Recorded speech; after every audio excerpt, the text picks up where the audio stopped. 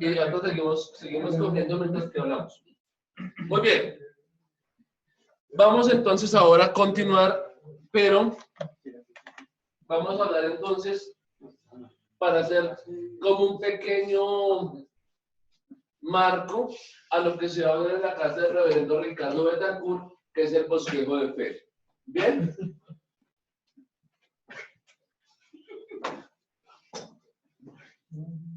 Esta clase entonces va a ser en la clase inicial del tema del reverendo Ricardo, que es el bosquejo de fe. El reverendo Betancourt va a hablar entonces mucho más puntual y concreto del tema de qué es el bosquejo de fe, que tenemos en el libro de oración común en las páginas finales, que como el señor obispo diocesano lo ha dicho, hace parte de el acervo propio que tenemos de catequesis en nuestra iglesia.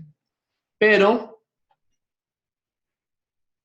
vamos ahora a hablar de la catequesis en general, como una introducción al tema de la catequesis. Porque si vemos el bosquejo de fe, es como una forma de hacer catequesis, una forma concreta de hacer catequesis.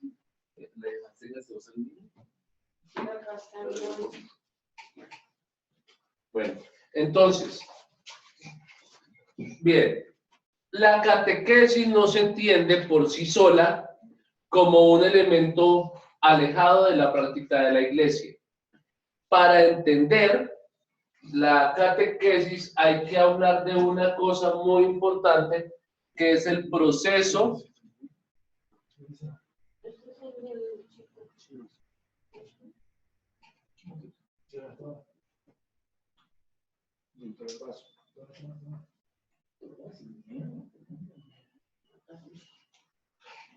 que es el proceso de evangelización. El proceso de evangelización. Y antes de pasar a hablar de cómo tal el proceso de evangelización, quiero plantearles a ustedes la siguiente cuestión, queridos hermanos. En muchas ocasiones damos por supuesto que las personas son cristianas.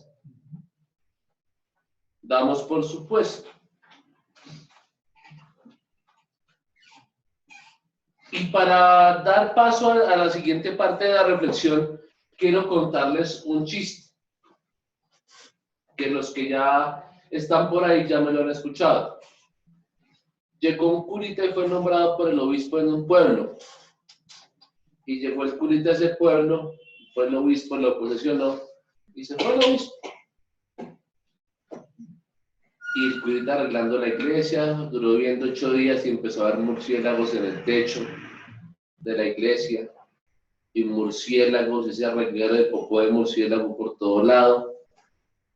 Y el curita desesperado, entonces digo, pues le preguntó a la vecina que utilizaba para espantar a los murciélagos. Y fue allá y entonces compró veneno matarratas y lo dejaron ahí los murciélagos botados. Se consiguió trampas para el techo y las trampas empezaron a caer y los bichos nunca cayeron en ellas. Desesperado el cura se fue a la reunión con el de arcedianato y llegó y le dijo, bueno, hermanos, mire, yo estoy realmente aburrido en esta parroquia porque es que me mandaron ahí y yo hablé con la junta parroquial, hablé con los vecinos, compramos veneno, les puse trampas y no, nada. Ahí siguen ese regalo de murciélagos colgados. Entonces le dice al arcediano, fresco hermano, llama al obispo e invítalo. Yo, ¿para qué voy a invitar al obispo? ¿Para que me cambie parroquia? Le dijo, no, hermano, mire, usted invita al obispo y le dice que venga y que confirme los murciélagos. Y de seguro que nunca más vuelven a misa. Seguro que nunca vuelven a la misa. Efectivamente, eso es lo que nos pasa en nuestras parroquias. Usted les da la catequesis de primera comunión. ¿Les da la primera comunión? No. Y nunca más volvieron. Y no vuelven. Sí, catequesis de confirmación, se confirmaron y nunca más, hasta el día del matrimonio, si es que se casan. Forman parte de la iglesia flotante. Sí, efectivamente eso sucede porque nuestra gente está hecha cristiana, no por una real convicción de fe, sino por tradición. Sí, eso sí. Y entonces usted va y le pregunta a la viejita, su merced, ¿y usted por qué va a misa? Porque toda la vida ha sido así, desde que yo era chiquita, mi mamá me llevaba a la misa el domingo. Y su merced, ¿y qué pasa si quitamos ese santo de aquí? ¡Ay, no me lo quite porque es que ese santo toda la vida ha estado ahí! ¿Pero por qué razón? No, porque toda la vida ha estado ahí. Y miremos nomás los carteles que dicen yo soy católico porque mi papá es católico y mi mamá es católica. Exacto. Mucha gente es católica por una ¿qué? Mera tradición. Y lamentablemente, muchos son episcopales por mera tradición. O son cristianos por mera tradición. Entonces escuchamos, yo soy católico, pero no practicante. Es como decir, yo soy hincha de Santa Fe, pero a mí no me gusta el fútbol. Es exactamente lo mismo. No tiene ninguna lógica y razón de ser. Si usted dice que es porque eso marca ¿qué? Su esencia. Y si usted dice que es cristiano, es porque su esencia está marcada ¿por qué? Por el Evangelio. Porque ese Evangelio ocupa un lugar importante ¿en qué? En su vida. Es el punto central de su vida. Y muchos cristianos de nuestras iglesias, entiéndase iglesias históricas, iglesia anglicana, iglesia católica romana, iglesia ortodoxa griega, iglesia ortodoxa rusa, presbiterana, luterana, muchos de nuestros fieles se están yendo a las iglesias evangélicas. ¿Y por qué razón? ¿Qué es lo primero que le dice usted a un testigo de Jehová o un evangélico cuando le dice que por qué dejó la iglesia y se volvió para allá? Que es un cliché que ya todos conocen. Una imagencita. Porque allá sí conocí A Cristo. a Cristo. Allá sí conocí la palabra de Dios.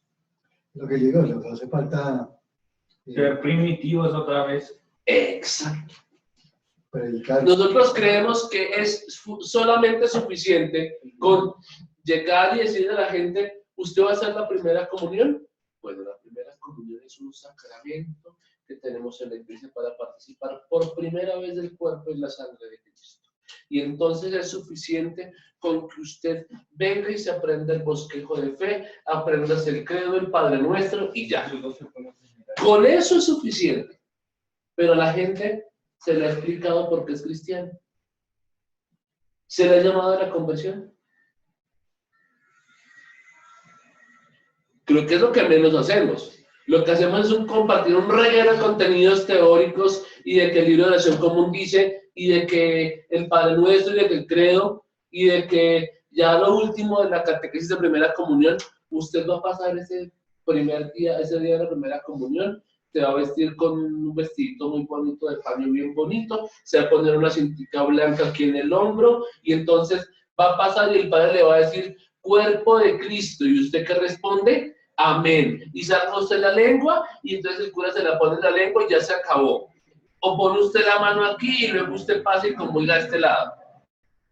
Pero ¿a usted le han invitado a que se convierta a Cristo? Muy pocas veces. Muy pocas veces. Y entonces es imposible que una persona que no ha tenido una experiencia de Cristo venga a misa el domingo. ¿Por qué? Porque la misa todos los domingos es exactamente ¿qué? Igual. Un ritual. Es un ritual. Usted llega y cuando empieza la misa, bendito sea Dios Padre, Hijo y Espíritu Santo. Y entonces ya usted se lo sabe todo.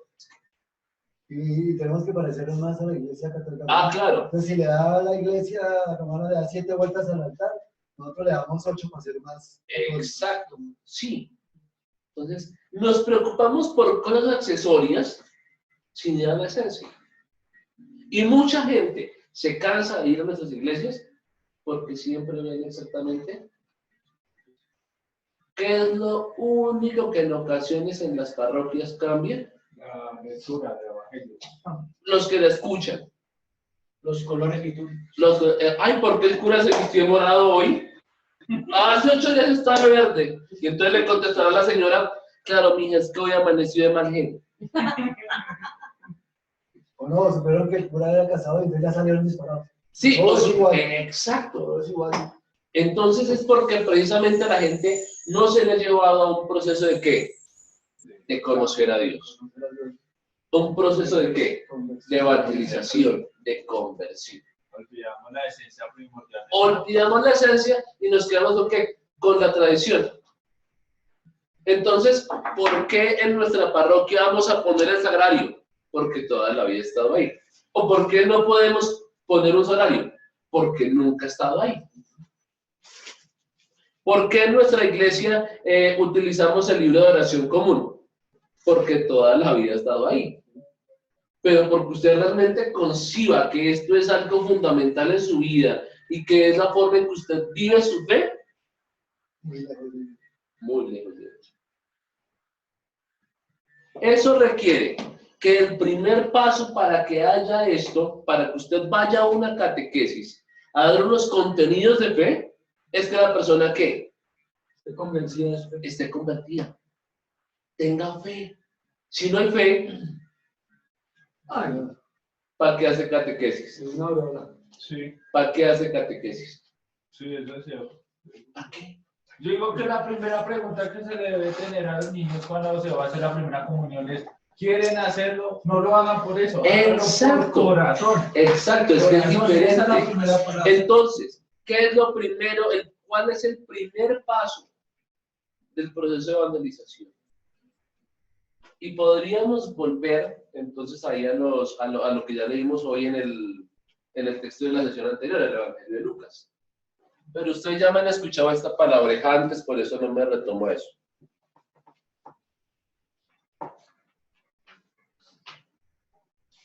¿Querigma? El querigma. El primer paso para el proceso de evangelización es el anuncio del querigma. De las promesas, No sé si Póngale. El anuncio del querigma. ¿Y en qué consiste el anuncio del querigma? El querigma no es una palabrita ya muy etérea, sino es lo más básico de nuestra fe. Usted llega y le dice a una persona, y en eso, Álvaro Felipe, esto que le voy a decir, usted ya lo escuchaba más de una vez, por estar en San Pedro, igual que Carlitos. El primer paso es, bueno, ¿y qué pasaría si usted el día de hoy se muriera? ¿Está convencido de que usted va al cielo? ¿Usted cree que existe el cielo? Y entonces ahí viene la siguiente pregunta. Bueno, y si usted va al cielo, ¿por qué cree que va al cielo? ¿Y usted considera que su vida es digna de ir al cielo? Es una forma, le estoy diciendo una forma, que es la que utiliza el reverendo Alberto Pinzón. Y si es así, ¿usted cree que va al cielo por sus méritos? Porque usted mire cómo es su vida. Es una vida que tiene ¿qué? Pecado, error. Y entonces, ¿por qué usted va al cielo? Porque me salvó Jesucristo. Y es llevada a la persona a eso, a que la persona sienta que su vida está llena de miseria, que su vida está llena de pecado, que su vida tiene, pero que su vida tiene valor porque ese Señor que murió en la cruz, al resucitar, ¿qué? Me salvó. Y si yo tengo esa convicción de fe, de que el Señor que murió en la cruz y resucitó me salvó, ¿yo qué voy a hacer? Voy a empezar a ¿qué? A hacer como los discípulos, a seguir. Por eso es que es tan importante el querigma. Y aquí viene entonces la pregunta, ¿a cuántos de nosotros los que estamos aquí, solamente los que estamos aquí, nos hicieron antes de la primera comunión del querigma? Antes del bautismo. O inclusive, ¿a cuántos nos hicieron el querigma antes de los 18 años de edad? Antes de los 18 que estuviéramos convencidos de que nosotros estábamos salvados era porque Cristo había muerto y resucitado en la cruz. Bueno, sí, yo sí. Somos muy pocos. Son muy pocos los que han hecho ese querigma. Muchos han llegado a los 30, 35, 40 años de edad sin haber hecho ese querigma. Y van a casarse y confirmarse, ¿por qué? Por mera tradición. Que son ministros y no han hecho querigma. Y algunos, imagínense, sí que es peor, que algunos lleguen a ser ministros sin haber hecho el querigma. Ahora, viene aquí la pregunta para los que están allá en línea y para nosotros. ¿Usted está convencido, realmente está convencido, tiene la experiencia de fe, de que Jesucristo es su único Señor y Salvador y de que Él entregó la vida por usted? Así es. Sí. Estoy convencido. Si usted está convencido, es cristiano. Si usted no está convencido, no es cristiano. Está en proceso. Levántese los que son salvos. Levántese los que son salvos. Pues yo sí como mexicano soy salvo. Yo sí estoy salvo. No tengo nada que hacer. Hay una cuestión. Bien que nos quedamos, ¿sí o no? Hay una cuestión y esa la he estado analizando esta semana precisamente. Y es que lo que pasa es que esa falta de querigma nos ha llevado a que la gente esté esperando para decir que Dios me habla. Están esperando que se abra el cielo y llegue una luz y me hable desde el cielo. Se está esperando eso. Yo pongo ese ejemplo, yo llevándole la comunidad de mi madre, en una ocasión estaban unas tías ahí visitando. Hice la oración, hice la confesión de pecado. Entonces después dije, ¿alguien más quiere comulgar? Nadie quiso comulgar. Es que no me confesaba, pero acabamos de hacer la confesión de fe. ¿Usted no cree en la confesión de fe? Yo no, pero es que yo me confieso, usted cree en el sacerdocio, pero no cree en Dios, porque es que Dios te está perdonando. O cuando tú dices el Padre Nuestro, cuando dice perdóname, como yo perdono a mis deudores, entonces ¿qué está haciendo? Está perdiendo el tiempo. ¿Sí? Entonces, ese es mi cara. Y entonces, ¿quién? Entonces, a nosotros nos pasa para avanzar. Entonces, a nosotros se nos quedó esa imagen o ese ritualismo que nos vendieron de que si no es el sacerdote el que bendice, la bendición de otra persona no cuenta. Y la cuestión también es de que yo me confieso que si no le confieso mis pecados a un sacerdote, no estoy perdonado. Porque cuando los bautizaron no les dijeron tú eres profeta, sacerdote. Exacto, entonces esa cuestión se ha perdido. Nosotros estamos llamados a precisamente a eso, a decirla, a informarla, a divulgarla, porque nos quedamos entonces en solo para mí. Bueno, avanza. Un cristiano no nace por generación espontánea. Es decir, porque se casó Juanita y Pedrito, que eran cristianos, no quiere decir que el hijo que va a ser Carlitos sea cristiano. Un cristiano nace cuando usted llega y le dice, su vida es una vida de pecado. Usted solamente va a ser salvo si asume a Jesucristo como su único y suficiente Salvador y lo reconoce en su vida. Diariamente. Diariamente. No olvida que es diariamente, porque es que también el error, o sea, de los luteranos es que les dicen, tú eres algo y ya se la creen. Y hacen mal. No, eso es diariamente. O que aquí hay una luterana. O que la iglesia luterana. Bueno, espera, hasta ahí para. Listo. Querigma. Entonces, hasta ahí, ¿claro? ¿Hasta ahí, claro? No nacen por generación espontánea. Un cristiano requiere de que se le anuncie el evangelio. Siguiente paso del querigma. Creo que hay una cosa que me llama la atención y es, muchos hemos visto la iglesia esta, hemos visto años, hemos visto, hemos visto.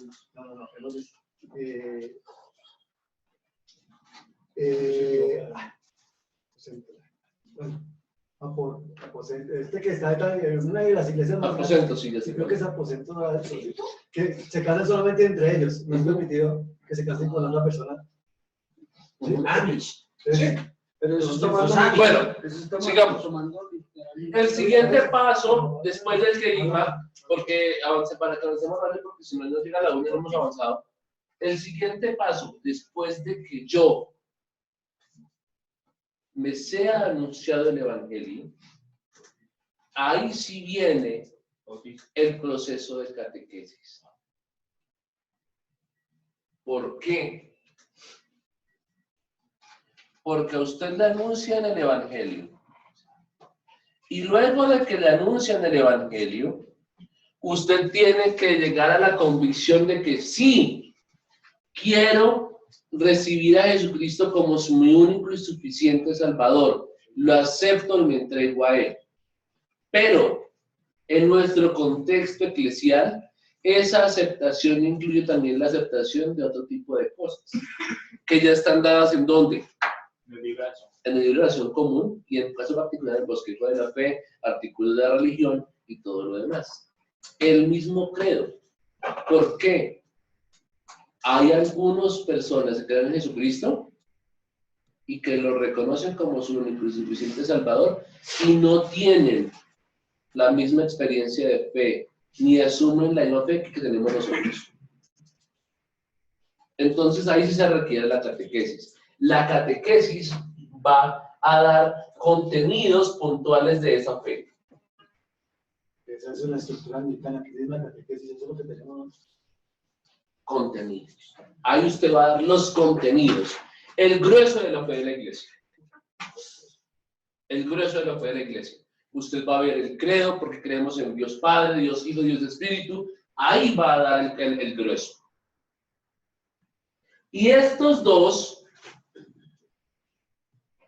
nos van a llevar a un tercer paso, que es el más importante, desde mi punto de vista.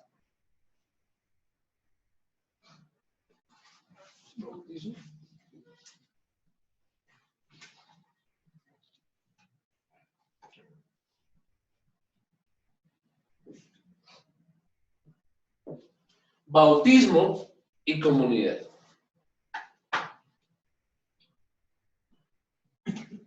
Por el bautismo, usted empieza a ser parte de la iglesia. Y esa iglesia que es etérea, que somos todos los bautizados, así lo concreta en ¿dónde? En su comunidad parroquial de fe. Y entonces, hoy tenemos un reguero de bautizados que tienen unos contenidos catequéticos muy buenos, pero que de Jesucristo por el querigma conocen ¿qué? Nada. Yo diría que hay dos cosas solidarias, ¿no? O sea, que no puede existir una sola cosa, el querigma y la catequesis. Completamente de acuerdo.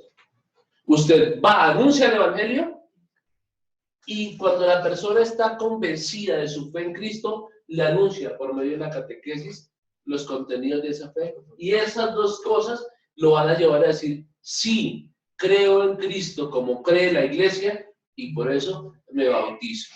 Y por eso estoy dispuesto a vivir en una comunidad de fe. Por esa razón, no se entiende una persona que diga, yo soy cristiano pero no practicante. Porque nuestra fe no es una fe de consumos solos. Es una fe que se vive en comunidad. O cristianos que escuchan el querigma en toda la iglesia y en cada iglesia se bautizan. Bueno, sí. Yo creo que eso solo bautizo, ¿no? Solo bautizo. Mire, no hay que error el segundo que dice que tiene que... lo más impresionante es que, miren, la comunidad, esta comunidad de fe, esta comunidad es necesaria para su salvación. Porque usted no va al cielo solo. Reverendo Nelson, una pregunta que resulta que en el trabajo y en el colegio, en el área, varios estudiantes me dicen, mire, si a mí me bautizaron siendo niño, a mí no me preguntaron eso para bautizarme. Hay muchos que dicen, yo sí creo, unos dicen y otros dicen, yo no creo. Y entonces cada uno, pues lógicamente esgrime eso como para no dar respuesta a Jesús.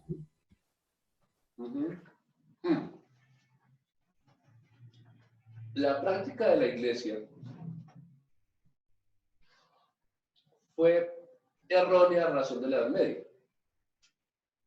Porque se decía que todo niño, y como es cierto, la persona tiene que ser bautizada para llegar a la presencia de Dios. Entonces en la Edad Media llegó la cuestión, bueno, si el niño no está bautizado y muere a razón de la peste negra que tenemos aquí en Europa, ¿para dónde se va? ¿Para el cielo? No porque no es bautizado. ¿Para el infierno? No porque sea injusto. Se va para el limbo. Pero el limbo no existe. Pues el único limbo que yo conozco es el que va a ir al limbo por ahí en Estados Unidos, que se contorsiona para atrás por pasar debajo de un tubo. Porque en la Biblia no existe limbo. Se va para el purgatorio. Entonces, mientras que llegaban a solucionar la cuestión de para dónde se iba, dijeron, ¿qué hacemos? Bauticemos a todo el mundo. Apenas nazcan, a los 8 días échenles agua bendita para que aseguremos el que se vayan para el cielo. Y entonces, lo que tenemos es un reguero de personas que están bautizadas sin saber que hacen parte de una comunidad, sin contenidos de catequesis y mucho menos sin un querigma. Tenemos un reguero de personas bautizadas que van a una iglesia porque los obligan y porque toda la vida ha sido así. Hipocresía. Puede ser hipocresía, pero es algo social. ¿Qué han aprendido? La gente ha aprendido a hacerlo. A nombrar padrinos ricos. A nombrar padrinos ricos para que paguen la fiesta. Qué pena. Gracias. Entonces, aquí la cuestión es cómo debemos hacer si el único acceso que tenemos nosotros a nuestra población para suplir esta falencia de querigma es el espacio que nos da ¿cuál? La catequesis. ¿Y cómo vamos a hacer para que en ese mismo espacio estos que ya están bautizados aprendan a qué? A vivir en comunidad.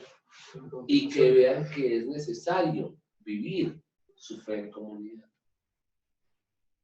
Y tan es así que estamos obligados a vivir en comunidad que todo tiene una razón de ser. Para los que no han caído en la cuenta de eso. Nuestra iglesia nos llama a vivir en comunidad por varias razones. No por fregadera, sino por varias razones. Primero, cuando Jesús envía a sus discípulos, ¿de a cuántos los envió? De a 2 en 2. De a 2 en 2. Ya hay comunidad ahí. Ya están fundados. Cuando ascendió al cielo, cuando resucitó, ¿a cuántas personas se le apareció? A 2. Primero veía a las 2 mujeres. A las mujeres. Y luego se le apareció a las 3 mujeres y luego a los 2 discípulos. Y luego se le apareció a la comunidad. Nuestra fe es comunitaria. Dios no se le revela que a una sola persona. No. Se le revela a una comunidad de fe. Y de ahí viene la importancia de la liturgia que muchos desechan. Si nuestra comunidad de fe, si nuestra fe no fuera comunitaria en esencia, esto no tendría razón de ser. ¿Por qué? Porque entonces sería suficiente para mí como cristiano sentarme en un rincón con, no sé, a decir, Señor, perdóname, soy un pecador, allá encerrada en mi mundo sin un rito puntual. Cuando tengo un rito establecido, ¿es por qué? Porque todos los cristianos celebramos la fe de la misma forma. Y este rito no le quita peso a qué? A su oración individual y personal allá, sino que viene a qué? Complementar. Es decir, esto supone custodia de forma individual. Cuando usted está solo y coge en su habitación el libro de oración común y se pone a hacer la oración matutino la vespertina solo en su habitación, usted no está solo, porque se está uniendo a toda la iglesia que está usando ese libro de oración común para hacer ese mismo esquema de oración. Por eso está viendo una fe comunitaria. La comunión. La comunión de la iglesia. La comunión de los santos de la que habla ¿qué? El Evangelio. No, Y el credo. Y el credo. Lo que dice el reverendo es Pero aquí también da el reverendo Nelson, pero también es vivir el tercer mandamiento, ¿no? Que es santificar las fiestas, y la fiesta para el cristiano es el domingo, ¿no? Ajá. Y encontrarnos para celebrar en comunidad con el Señor, ¿no? ¿Ven por qué la importancia? Pero entonces, la cuestión es que en la pobre catequesis, que es simplemente un espacio para dar contenidos, le recae que la obligación de dar el querigma para decirle a usted por qué es cristiano y conviértase, y luego la de dar los contenidos y enseñar a vivir en comunidad. Y ahora el proceso no termina ahí, vamos al cuarto paso, que es quizás para mí el más importante.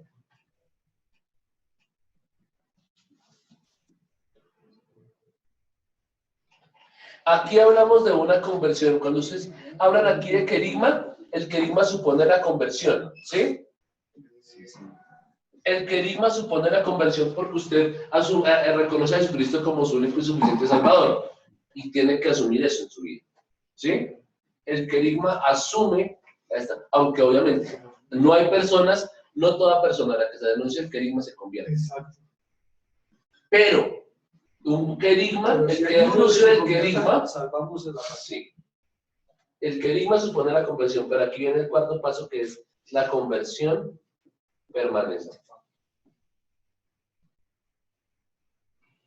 Es mentira podrida quien me diga que es cristiano ya. Yo ya soy cristiano. Mentira podrida. Usted se bautizó como cristiano, pero cada día está en proceso de ¿qué? De conversión. De conversión. Entonces eso de que yo soy perfecto, de que yo ya soy santo. Mentira podrida. Yo soy hijo de Dios. Eso fue lo que hizo el bautismo, me hizo hijo de Dios. Pero el hacerme hijo de Dios no me hizo ser perfecto, ni me hizo santo. ¿Qué fue lo que me hizo? Estar en un proceso de ¿qué? De perfección, en un proceso de santidad. No me hizo santo, pero me invita a ser santo. Me invita a ser santo. Como los luteranos. Y entonces, ahí viene la cuestión. Si Jesucristo me salvó de una vez y para siempre, si mis obras no me van a asegurar la salvación, es la fe en Jesucristo. Pero esta actitud de conversión permanente me obliga a que yo cumpla lo que me prometió hacer en el bautismo, a parecerme cada día más a Cristo. Entonces no es que solamente, porque a ver, ¿cómo vamos a decir que una persona que una persona que pecador y que se empedernido, que por el bautismo solamente va a ser salvo? Claro, por la misericordia de Dios, pero también sus obras son testimonio de su fe. Una fe sin obras es fe muerta. Eso no fue muerta. Entonces, la fe en Cristo, la fe en Cristo es la que salva a la persona. Efectivamente, solamente la fe en Cristo, solamente en Él, dice el texto. Pero es esa actitud de conversión permanente la que va a ayudar a que vivamos en comunidad, que tenemos una vida cristiana. Sí, o sea, la persona no. Una pregunta, yo Estoy conversando solamente por pasar adelante y decirle al Señor y pasó adelante y ya el hombre se convirtió. ¿No? Es un proceso. De hecho, hasta el mismo Pablo lo dice. una pregunta, Nelson. ¿Qué tal que de pronto él haya salvado, pero él se quede descalificado? No me acuerdo muy bien el versículo. No, pero eso dice que si tuvo que hacer, Si tuvo que hace pecar. se hace pecar al hermano, mejor que no lo entiende. Janet, ¿dices algo? Sí, es que tú decías que habían 4 pasos. El primero era el anuncio del querigma. Ajá. El segundo, bautismo y comunidad. No, el segundo es catequesis. Ah, ese es el tercero entonces. El tercero es el bautismo y la creación de comunidad. Y el cuarto, la conversión permanente. Que la conversión inicial se da luego del anuncio del querigma. El querigma es el que da la conversión inicial. Tú decías que uno tiene que hacer su querigma, ¿cierto? ¿Cómo se hace? Mira, no hay una fórmula para hacer el querigma. No hay fórmulas mágicas. ¿Por qué? Porque Para anunciar el querigma, tú tienes que llegar a la situación concreta de las personas. Entonces, por ejemplo, tú estás en algún lugar X, se me ocurre. Voy a poner una situación muy concreta. Estás sentado en Transmilenio en un trancón terrible. Por eso dije que una situación hipotética, pero aquí nunca hay trancón en Transmilenio. Muy hipotética. Sí, claro. Entonces usted se siente en Transmilenio y empieza la clásica viejita a decirle, o la clásica señora o señor, ¿cómo le parece, no? La condición del país. No, terrible, la gente robando, imagínense. No, y es que mi hija la robaron la semana pasada y empieza la gente a contarle algo de su vida. Esta es la ocasión correcta para que usted arranque con esa persona puntual a qué? A querigma. Oiga, señora, ¿no se da cuenta que su vida requiere conversión? ¿Que su familia necesita volver sus ojos a Cristo? Y ahí está la ocasión correcta para empezar a arrancar el querigma.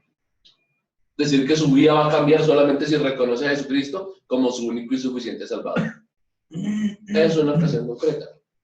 Otra ocasión concreta, que es la que últimamente utilizan mucho la Iglesia Católica Romana. No todos, pero sí un grupo que ha sido muy criticado, los neocatecúmenos. Llega y empiezan de la siguiente forma. Hermanos, que también utilizan los testigos de Jehová, por cierto.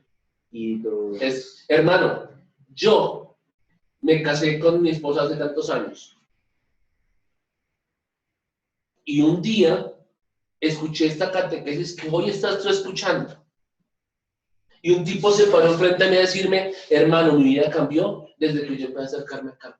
Y no fue un cambio de hoy, de que ya escuché y me cambié, sino que yo empecé a escuchar estas catequesis y empecé a asistir. Y me di cuenta que Dios me amaba. Y me empecé a dar cuenta de que mi vida tenía que dar un giro. Y en este momento ya no le pego a mi mujer 20 veces a la semana, le pego una. Pero me estoy convirtiendo.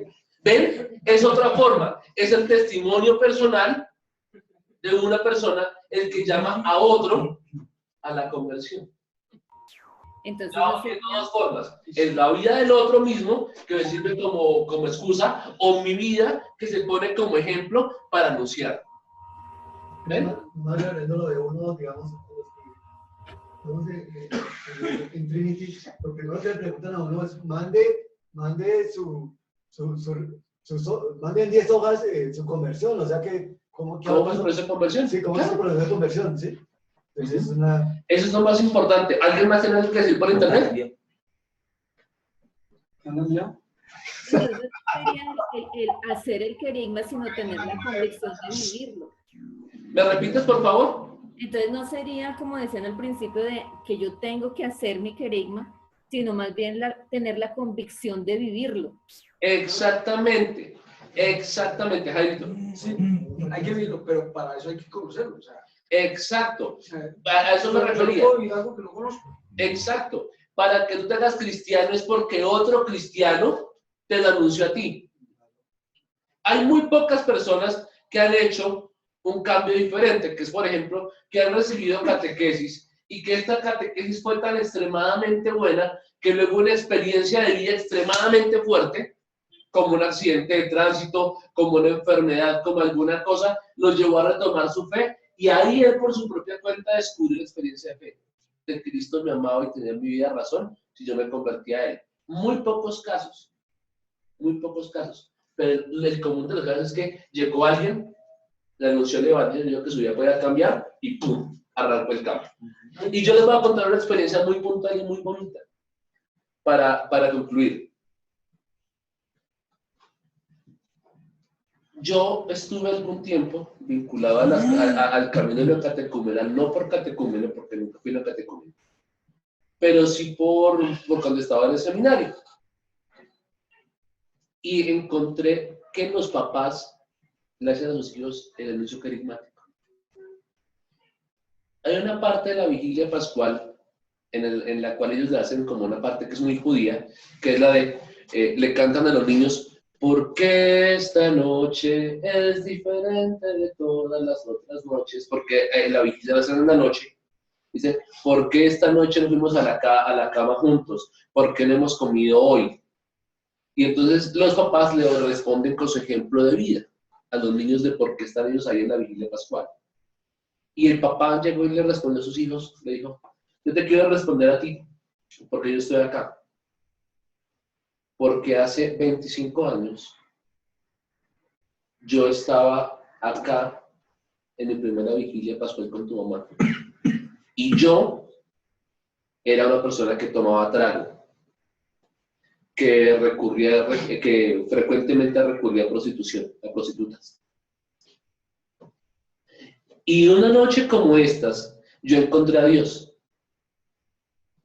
Y desde esa noche me prometí nunca más pegar a tu mamá. Y nunca más lo hice. Y dejé de ir de recurrir a esas mujeres. Y una noche como esas, hace muy pocos años, con tu mamá renovamos también las pruebas del matrimonio.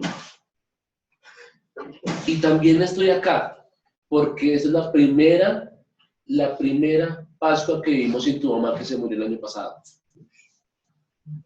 Y yo estoy acá, porque a pesar de que tu mamá se murió, yo estoy convencido de que tu mamá está con nosotros acá en virtud de la presencia que tiene en el cielo. Y de que algún día vamos a estar allá. Díganme quién no se convierte con el testimonio. Díganme quién no se convierte con el testimonio de vida. Y le estoy diciendo, miren, mi vida tiene sentido por esto. Eso, y en ocasiones eso es lo que no hacemos con los hijos. Les decimos, a ver, vamos a aprender. Padre nuestro que estás en el cielo, ¿cómo es? Pero no les decimos a los hijos, yo soy cristiano por esto. Por esto. Es compartir la propia vida en ocasiones y llamar a que otro la viva. Porque era Israel, el pueblo israelita. Sí, lo contó. Exactamente. Y luego sí ven los contenidos catequéticos. Y a eso es a lo que le apunta el bosquejo de fe. O sea, el bosquejo de fe presupone que haya que un querido. Y por eso sus catequesis tienen que prever que antes de empezar a anunciar esto, haya un querigma y que este contenido de su catequesis lleve a la gente a vivir en comunidad. O sea, su catequesis tiene que abarcar todo esto. ¿Cómo lo van a hacer? No sé, no hay fórmulas básicas. La fórmula básica y mágica, podríamos decirlo así, es esa. Estar convencido de que Cristo vive en el corazón de cada uno de nosotros y que es Él quien habla de nosotros, que nosotros simplemente somos instrumentos de hacer lo que le salga del corazón. ¿Sí? Amén. ¿Sí? Porque es que de todas formas, en el diario vivir, a todo momento uno encuentra las personas que están obstruyendo, que están, por decir algo, maldiciendo cada momento que se vive. Usted lo decía lo del Transmilenio, en cualquier parte de la calle, porque llegamos tarde, porque llegamos temprano. Entonces, siempre se está renegando, en cambio, de estar, ya que el Señor, el Dios Todopoderoso, el dador de la vida, se nos da para que nosotros, por medio de Él, vivamos en paz y nosotros lo rechazamos. Ese es el problema. Y lo rechazamos, ¿por qué? Por no conocer de su palabra, por no conocer de su amor, por no conocer de que es Él quien dio a su Hijo para que nosotros fuéramos salvos. Hay una parábola de las 100 ovejas. Se pierde una. El Señor deja esas 99 y se va a buscar esa pérdida. Entonces, es ahí donde nosotros tenemos que ver que tenemos que llegarle a esa oveja perdida. ¿Para qué? Para que con el ejemplo de vida que uno lleve. Yo diría que uno debería ser como la oveja alfa, ¿no? Miren, pónganle cuidado en esto, para que ustedes lo tengan acá. Y es esta comunidad de fe que está en continua conversión la que después sale a anunciar el querido. Y entonces, como lo que tenemos son un reguero de bautizados con contenidos, pero que no viven en comunidad y que no han tenido un querigma, pues no hay nada. No hay nada. No hay nada. Sencillo. Como no hay comunidad tampoco, porque nadie se ha enseñado a vivir en comunidad, es difícil que haya nuevos cristianos. Eso es todo. Quería concluir con eso. No sé si los hermanos en línea tienen alguna pregunta para ir cerrando.